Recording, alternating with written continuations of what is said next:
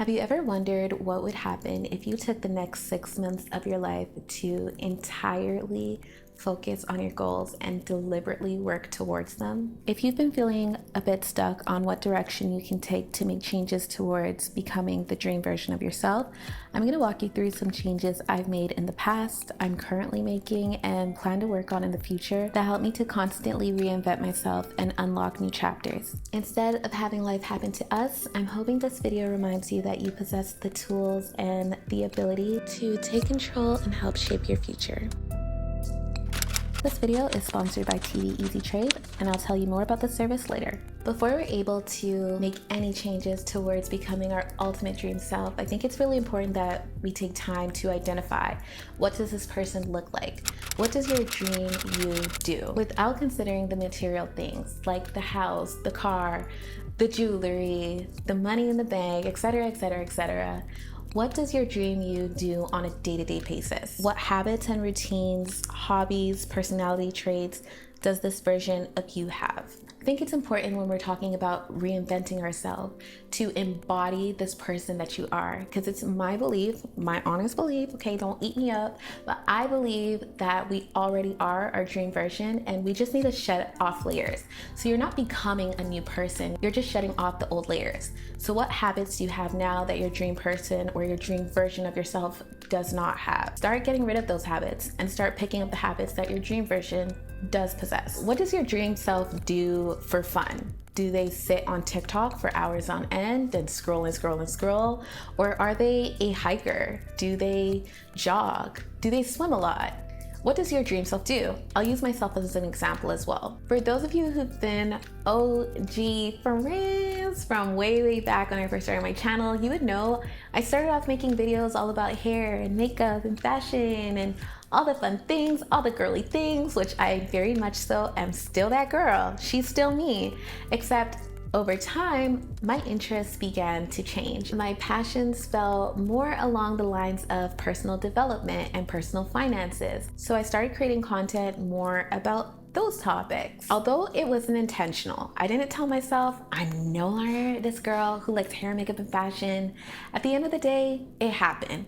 I was evolving and so were my interests, and so were the people who were watching me as well. So I guess the key takeaway here is to not limit yourself and feel like you have to be the version of yourself that you once were in the past. We all evolve, we all grow, we all finish chapters and start new ones. And that is okay. Don't feel like you need to be a product of what society thinks you should be or what your friends and your family think you should be. Your journey is for you and just you. Next, we're going to talk about the mindset. Now, you and I both know how powerful our mindset is because it controls everything. Perception is reality. Our mindset is what shapes whether or not we see the glass half full or half empty. Does your current apartment or current living situation suck? Or are you super fortunate to have a roof over your head and feel safe and secure and pay maybe affordable housing? What I have found to help me when I'm transitioning into new chapters of my life is keeping a very positive mindset and a positive outlook on things. Let's move on to the next thing, shall we? We shall. I just thought of something. Why don't we make this a challenge? I think we can make this a challenge. Let's talk about the next thing that we'll do in this 6-month challenge of reinventing yourself or just becoming a better version of yourself. We've got to talk about the environment. Assessing your environment as a whole is really important. And when we talk about the environment, we're not talking only about the grass and the air and the climate. We're talking about people, places, and things. It can be really uncomfortable to acknowledge that you may need to isolate yourself in order to get to this new layer. Maybe your living situation, you need to either move out, make some renovations, or clean up your space, spruce it up so that it's a reflection of who you are on the inside. Perhaps your friends are a reflection of your past and not your future, and you might need to isolate yourself in order to get to this next layer. Maybe the activities that you are partaking in whenever you're with your friends are not conducive to the goals that you have for yourself. Maybe it's dietary goals, maybe it's health goals, maybe smoking and alcohol and clubbing is just not who you are anymore. But the reality is, if you're climbing up a mountain, it's easier for people to drag you down than it is for you to drag them up. And sometimes isolation and just doing it alone temporarily is the best course of action when we're climbing this mountain called life. And if you're anything like me, you hate confrontation, I would say you don't need to confront anybody. The only person you need to confront is yourself. Just start taking the action. Let's talk more action and just move in the direction that you're trying to move. You don't have to have this big, long intervention with your friends or this big, long meeting with your family to let them know this is why you've decided to make certain decisions for yourself. Just start moving in silence and let your actions do the talking. Moving along, we kind of touched upon this a little bit, but what are the habits that you're going to create and how are you going to create them? How are you going to sustain these new habits that you put into place? So if this new version of yourself is more healthy and more fit, how are you going to sustain that? Are you going to take up some more classes? Are you going to get memberships in order to hold yourself accountable? Will you start challenges amongst your friends and family? Or what about your morning routine? Are you going to develop it? And how are you going to stick to it? If you need some recommendations, I've got some routines right here. Go ahead and click that playlist right over here for some recommendations. So next, let's talk about the finances. I'm a finance gal and I love talking money on this channel. So this video is no different. Try taking note of the decisions you make when you attach anxiety and stress to your financial decisions. Just take note of it, take inventory. Do you make better financial decisions or worse financial decisions when you're more stressed about it? Another tip that I have regarding your finances is to be honest with yourself. So personal finances are called personal finances for a reason. They are very, very personal. The decision and the relationship you have with your money is yours. So be honest with yourself about your goals, be honest with yourself about how you're gonna get there, and be honest with yourself about your why. Why do you even have these financial goals? Where did they come from? And do you still want to hold them and maintain them?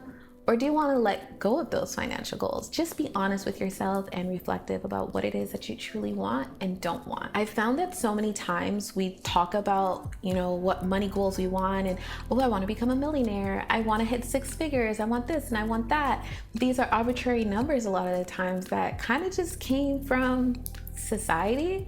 Like, do you really need to make $1 million a year? If yes, to make you happy, go for it. It's no shame over here. It's no shame in your game, baby.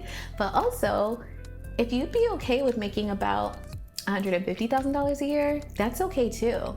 Just be honest with yourself and your personal finance goals and take practical steps towards attaining them. And speaking of simplifying and improving your finances, I've been fortunate enough to team up with TD Easy Trade for this video. TD Easy Trade is a mobile trading app that is designed for people interested in investing and looking for a simple way to do so while simultaneously learning the basics. Some of the really great features of TD Easy Trade are that you get 50 commission-free stock trades a year.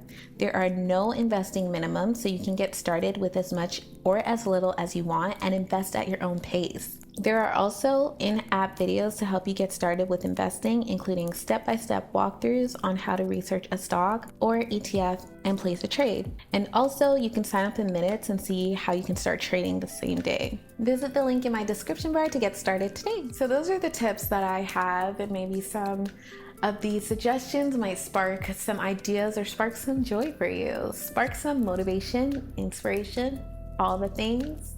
All the good things. I know it's a lot when you're in a place where you feel like you just want to change and you're not sure what steps to take, but just know that the process can be a little daunting, but at the same time, it can be fun. It can be your own personal roller coaster of life, and just know the journey is always worth it. We also don't need to wait for January 1st in order to start making positive changes towards goals that we have for ourselves and towards our personal development. So if you're watching this and it's in the middle of the year, it's at the end of the year, it's somewhere in between all of that, just know that you grant yourself permission to make positive changes in your own life. You're the CEO of this whole thing, babe, the whole thing, and you've got this. Special thanks once again to TD Easy Trade for teaming up with me on today's video. Be sure to check the links in my description bar for more information and to get started. I love you guys so much. Love you to the moon and back. Be true to you.